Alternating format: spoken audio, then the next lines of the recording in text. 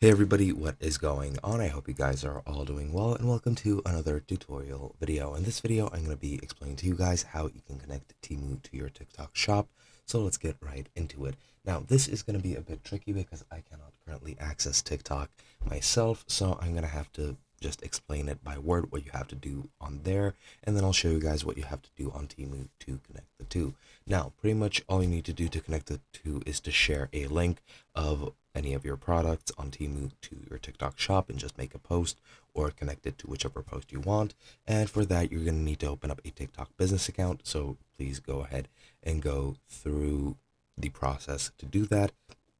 I'm not exactly sure of all the information that you need, but I'm pretty sure you do need to enter your business information, business location, business ID, or any documentation. Again, forgot all the documentation that you need, and it might take a couple of days for the verification to be done.